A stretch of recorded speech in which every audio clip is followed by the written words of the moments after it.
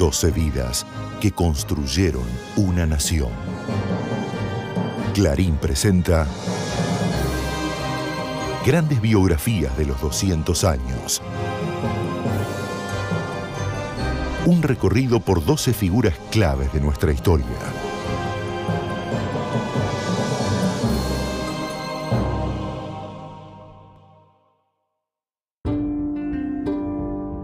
Los ecos del combate naval de la Vuelta de Obligado se esparcen por el interior argentino. La soberanía nacional está a salvo gracias a la decisión del brigadier Juan Manuel de Rosas.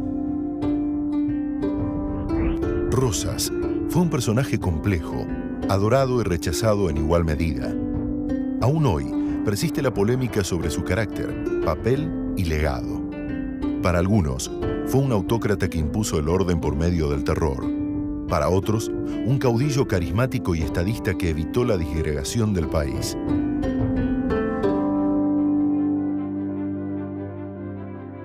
Es la figura fundamental de la Confederación Argentina.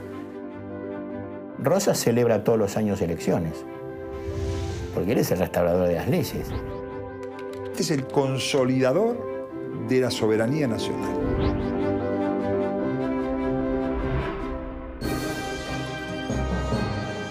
Juan Manuel de Rosas. Soberanía y federalismo.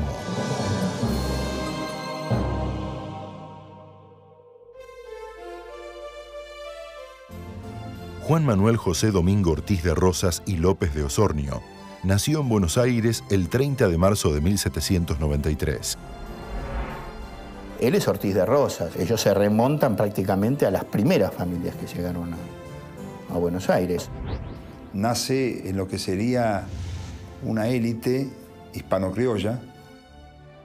Su papá, Ortiz de Rosas, había sido uno de los primeros en iniciar acciones de correr la frontera. Había avanzado prácticamente hasta la zona de Azul y había aprendido en esa campaña a tratar con los grupos aborígenes de la provincia de Buenos Aires. Francisco Argerich era el educador de toda esa generación. Él tenía una escuela de primeras letras a donde concurrían toda la juventud de Buenos Aires.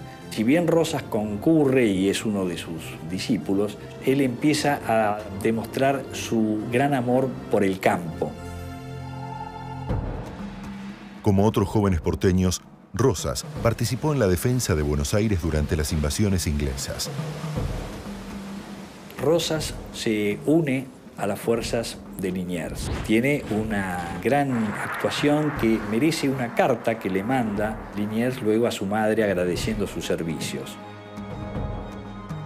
Y en 1807, a los 14 años, se incorpora como soldado de caballería en el escuadrón de los Migueletes, donde también tiene una importante participación, pese a su corta edad, porque solamente había 4 menores de 15 años.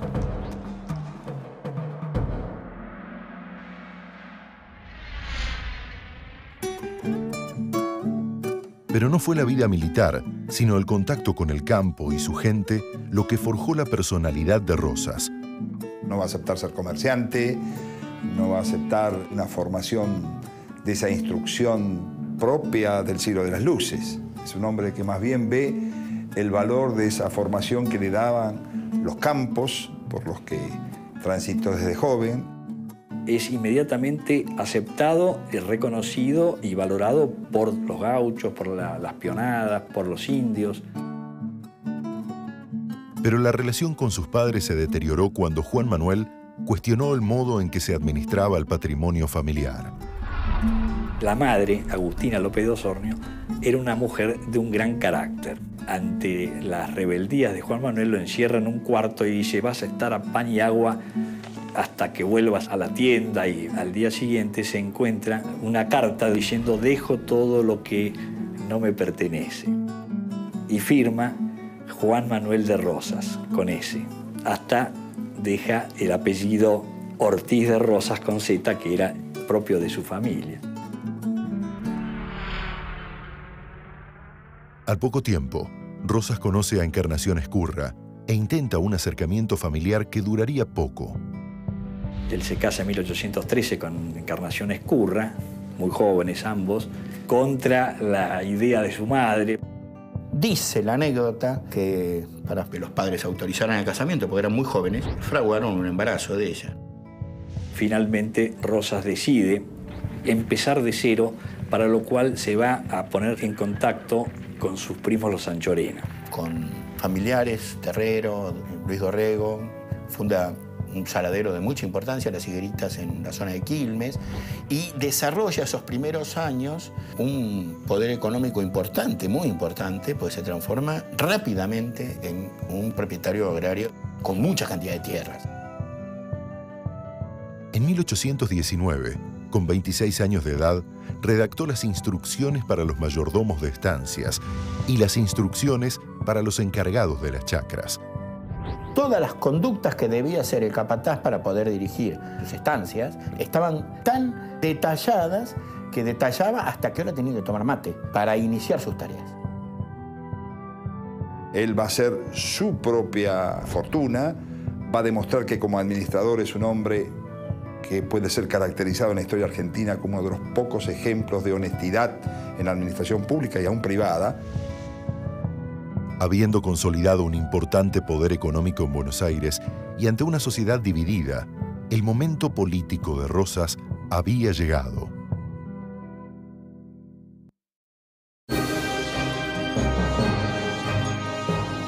La casa natal de Juan Manuel de Rosas se encontraba en el solar ubicado en el número 552 de la calle Santa Lucía, que a partir de 1911 pasó a llamarse Domingo Faustino Sarmiento.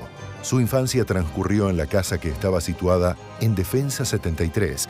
Ambas viviendas fueron demolidas.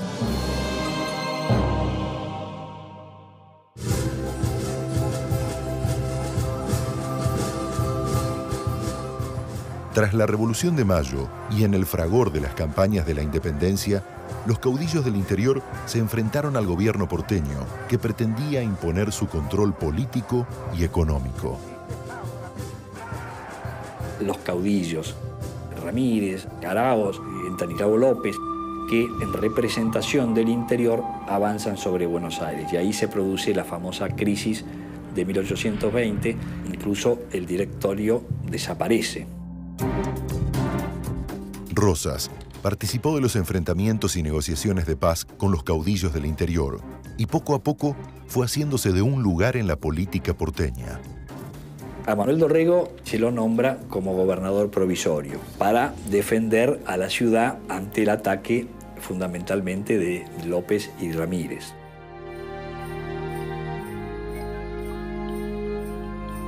Organiza el famoso Cuerpo de los Colorados del Monte, con 2000 soldados que él recluta. Un ejército que le es muy leal y que vive en los límites de la frontera y en toda la zona rural. Rosas se pone a las órdenes del legítimo gobierno de Buenos Aires a cargo de Martín Rodríguez.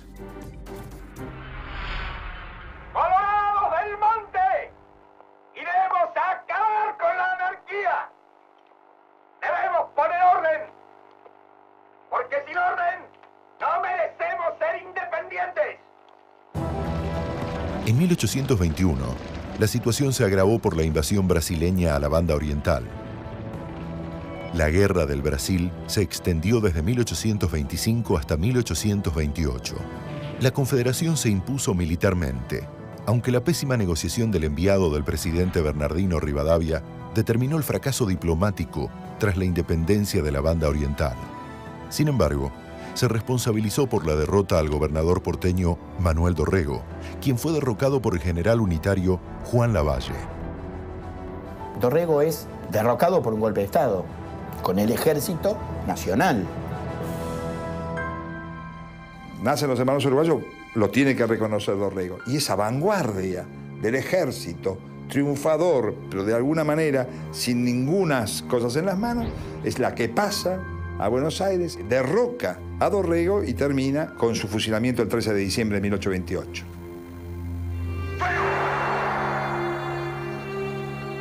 Y esto hace que los adherentes al Partido Federal convoquen a Rosas para reponer el orden. Y después de algunas escaramuzas en las que Rosas y López logran poner cierto coto a Lavalle, se firman 2 pactos en Barracas y en Cañuelas y acuerdan llamar a elecciones nuevamente.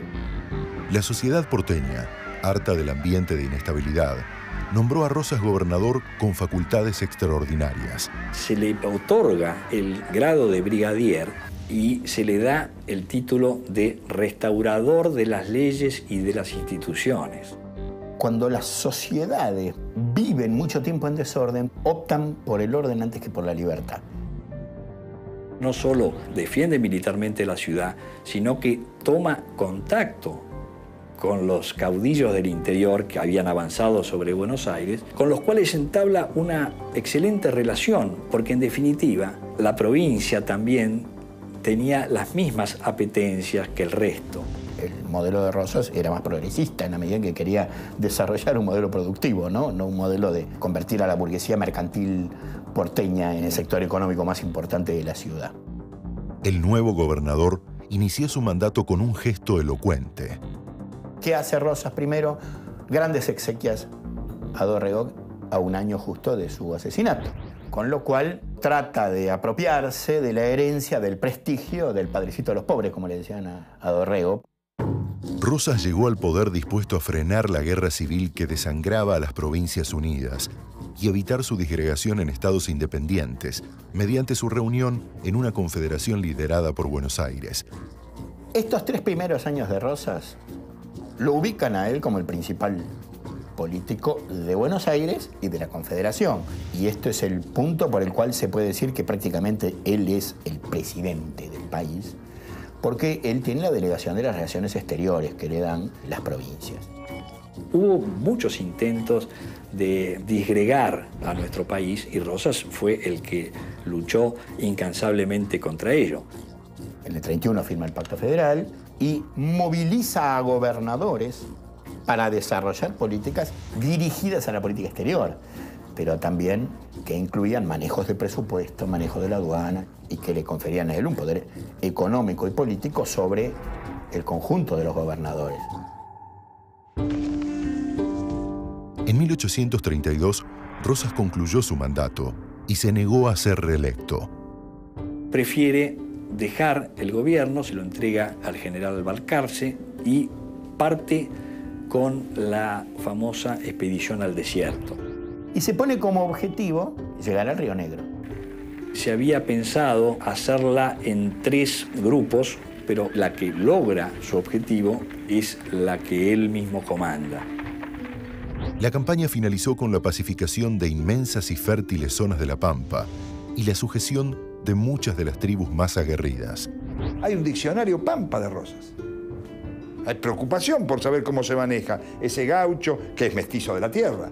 Tiene, por supuesto, indios amigos, indios enemigos. Y les da vacunación antivariólica. Les daba arados para que se asentaran, que aprendieran a cosechar. Y además lo interesante es que él lo hace eso estableciendo un sistema de alianzas, de pactos con los pueblos originarios. Fue una forma de incorporación y de asentamiento de muchos pueblos.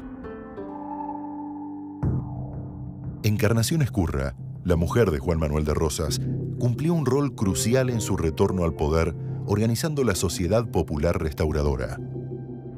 Era gente de una clase media, comerciantes, abogados, escritores, gente de nivel cultural elevado para su época y de familias patricias y de familias tradicionales. Luego tiene una especie de turba que es la que utiliza para, sobre todo, amedrentar opositores.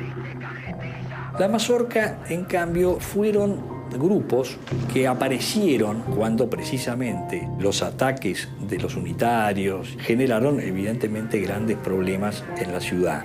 Que empieza a movilizar en contra de aquellos que ella llama los federales tibios. Nuevamente la inestabilidad política forzó el regreso de Rosas a la escena porteña. Las desavenencias internas entre los federales y el posterior asesinato del caudillo riojano Facundo Quiroga aceleraron los tiempos de definición del restaurador.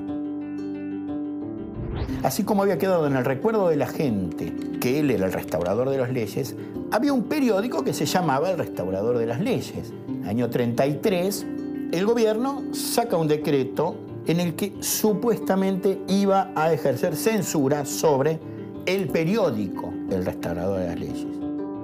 Encarnación dice, se quiere prohibir al restaurador de las leyes, sin decir que era el diario. Y en 2 días, después de un gran tumulto frente al Cabildo, el general Pinedo armó 7.000 personas de los arrabales, dirigidos políticamente por Encarnación Ezcurra. Rosas puso una única condición para aceptar el cargo, que se aumentara su poder. Para imponer el orden y detener la anarquía, queremos que tenga plenitud de poderes el próximo gobernador, que por mi voto no puede ser otro que el comandante de campaña, don Juan Manuel de Rosas.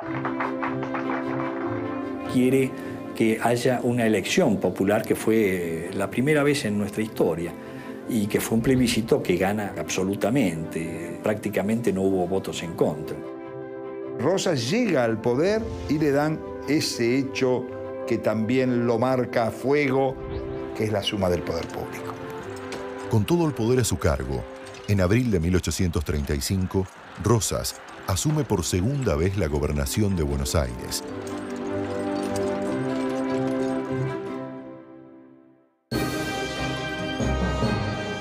Los restos de la casa de Juan Manuel de Rosas se encuentran en la intersección de las avenidas Sarmiento y del Libertador, dentro del Parque 3 de Febrero.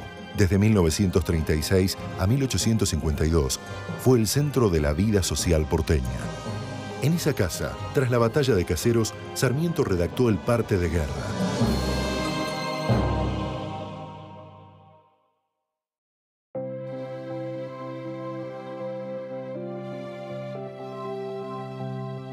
La segunda gobernación de Rosas estuvo signada por el uso de la religión como arma política y la consolidación del Partido Federal.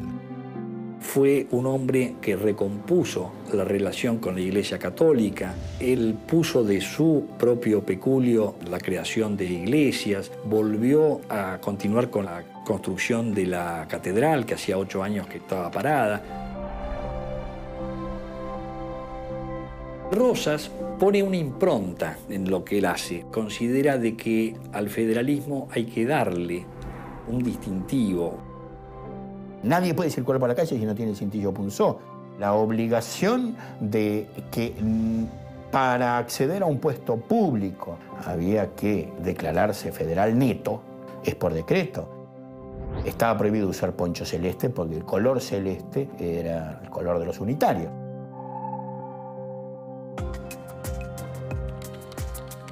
Buenos Aires era la principal productora y exportadora ganadera vacuna, con alrededor del 75% de la producción total del país.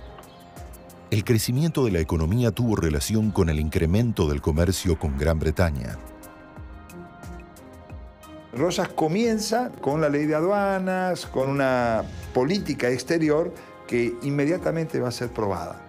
Pone un régimen muy especial para impedir el ingreso de manufacturas inglesas a precios viles en perjuicio de lo que se hacía en el interior de nuestro país. La pujanza se vio ensombrecida por conflictos con el exterior. Nunca Rosas aspiró a quedarse con la Bolivia actual, ni a quedarse con la República Oriental del Uruguay, porque eran hechos ya sucedidos. En cambio, jamás le dio el reconocimiento a el Paraguay. Cuando el general Oribe, presidente legítimo del Uruguay, es expulsado de Montevideo por los anglo-franceses, por Fructuoso Rivera, por los brasileros, que hacen ahí un enclave contra Rosas, él lo apoya a Oribe, pero jamás pretende que la República Oriental del Uruguay vuelva a reincorporarse a nuestro territorio. En 1838, una flota francesa bloqueó el puerto de Buenos Aires y ocupó la isla Martín García. El pretexto fue la defensa de sus conciudadanos obligados a prestar el servicio militar. Les aceptamos a todos los ingleses de hacer la milicia de aquí. Y los franceses dijeron, a nosotros nos tiene que corresponder igual porque somos una potencia colonialista en desarrollo semejante a la noble Albión. Y eso se le negó. Y lo que pasó a ser un simple incidente diplomático deriva en la llegada del almirante Leblanc. Acá teníamos un problema concreto, que es la pretensión de Gran Bretaña y de Francia de abrir la navegabilidad de los ríos. Entonces los franceses imponen un bloqueo. El almirante Leblanc, que estaba fondeado con toda su escuadra en Río de Janeiro, viene y directamente impide la salida de cualquier barco. Rosas resistió el bloqueo durante 4 años y al mismo tiempo hizo frente a los unitarios que, aliados a los franceses, lo hostigaban. Prudencio Rosas, hermano del restaurador, logró vencerlos en Chascomús. Rosas endureció su política contra los unitarios, confiscándoles sus tierras. Se declaran especialmente responsables los bienes muebles e inmuebles, derechos y acciones de cualesquiera clase que sean en la ciudad y campaña, pertenecientes a los traidores salvajes unitarios, para hacer frente a la bárbara invasión de este execrable asesino y a los premios que el gobierno ha acordado en favor del ejército de línea y milicias y demás valientes defensores de la libertad y dignidad de nuestra Confederación y de la América. Mientras Rosas consolidaba su poder, sus adversarios rehacían sus filas en el exilio montevideano. Entre ellos, se destacaron los intelectuales que pasarían a la historia como la generación del 37. Sus figuras más notorias fueron Esteban Echeverría, Juan Bautista Alberdi y Juan María Gutiérrez. No eran ya unitarios, sino liberales antirrosistas.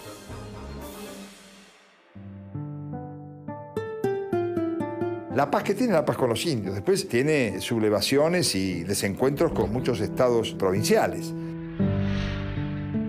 Luego de la muerte de Encarnación Ezcurra, en 1838, Rosas se aferró al afecto de su hija Manuelita. En 1841, los unitarios intentaron matarlos en un atentado que pasó a la historia como la Máquina Infernal. Es un operativo terrorista de eliminación de un jefe de Estado por un correo falso, llega a las manos de Manuelita, se disparan una serie de percutores que la convierten en un arma mortífera, que falla. Otros sucesos, como el fusilamiento de Camila O'Gorman en 1848, ensombrecieron la administración rosista.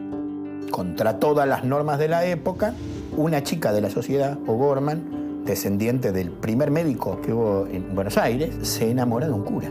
Para Rosas era un problema fundamental, porque transgredía la moral pública. Manuelita intercede, pero en este punto Rosas no tenía posibilidad de retorno. Una cosa que sucede una vez puede suceder 2, y esta no podía suceder otra vez. Aunque con múltiples conflictos políticos internos, al gobierno de Rosas le esperaba todavía su gran batalla en defensa de la soberanía.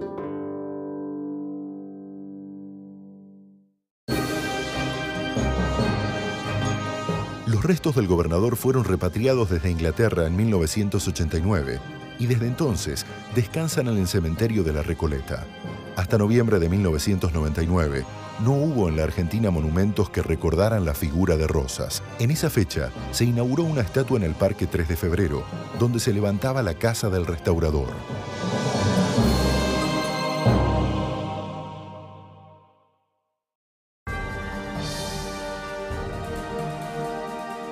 En 1845, Francia e Inglaterra volvieron a bloquear el puerto de Buenos Aires con la intención de evadir la aduana para ingresar sus mercaderías en forma directa a las provincias a través del litoral.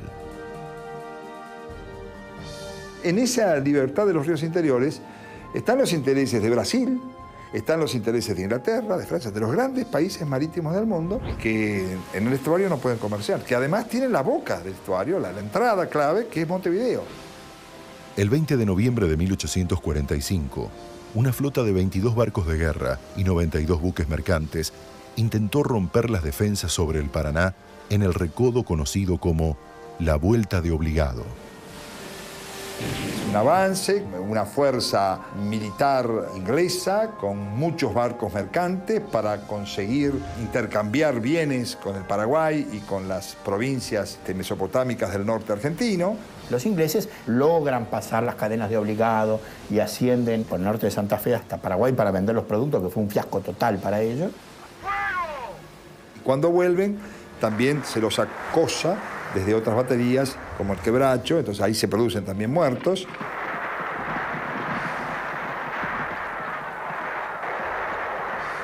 Llega la paz en 1850, en 2 acuerdos internacionales, que son las que firma primero con Inglaterra y después harán la Lepredur con los franceses. Esto lo enalteció frente a los pueblos latinoamericanos. El gran americano, decía. San Martín, que le ofrece colaboración, incluso le da consejos militares por escrito. Y no nos debemos olvidar también el artículo 3 del testamento, donde le deja el sable a don Juan Manuel. En 1851, Rosas se enfrentó al general Justo José de Urquiza, gobernador de Entre Ríos, al exigirle, entre otras cuestiones, que frenara el contrabando que entraba por su provincia para evitar la aduana porteña. Pero Urquiza dio como respuesta su negativa a que el restaurador continuase en el poder. Urquiza lo traiciona, lamentablemente, por una cuestión económica. La batalla de Caseros es la batalla de mayor cantidad de efectivos enfrentadas en territorio argentino. Cerca de 28.000 hombres, entre los que trae Urquiza y los aportes de los brasileros, de los uruguayos y de mercenarios alemanes que se contratan. Era imposible que el ejército rosista enfrentara con alguna suerte al semejante ejército grande que montó. El 3 de febrero de 1852, Urquiza triunfó en la batalla de Caseros. Era el fin de la era rosista. Rosas se va del campo de batalla, firma su renuncia al pie. Tiene que partir al exilio. Había un barco inglés en el cual él se embarca, que lo lleva a Inglaterra.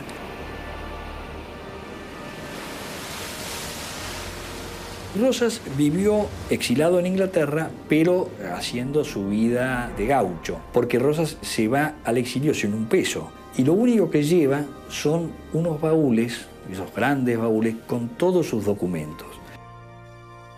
Urquiza con Rosas después se conecta y hasta le levanta en algún momento la proscripción de sus bienes, con el cual puede vender una de las estancias y con ese dinero vive, aunque termina ordeñando 2 vacas a los 77 años, el hombre que había sido uno de los más poderosos estancieros y pudientes personales de la provincia de Buenos Aires. El 14 de marzo de 1877 murió Juan Manuel de Rosas. En sus últimos escritos hizo un balance de su paso por el poder. Subí al gobierno encontrándose el país anarquizado, dividido en cacicazgos hoscos y hostiles entre sí, con la subversión más completa en ideas y propósitos. Un infierno en miniatura. Pero el reproche de no haber dado al país una constitución me pareció siempre fútil.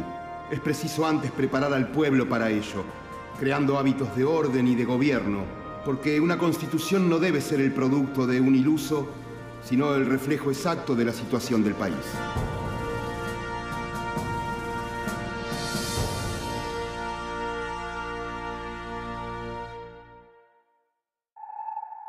Lo fundamental que nos ha dejado es la unidad territorial, la unión de todos los argentinos, de todas sus clases, en momentos en que desgraciadamente la Argentina se generaban desuniones tremendas interiores y exteriores. Pocas figuras en nuestra historia despiertan tanta pasión y polémica como la de Juan Manuel de Rosas, el restaurador de las leyes.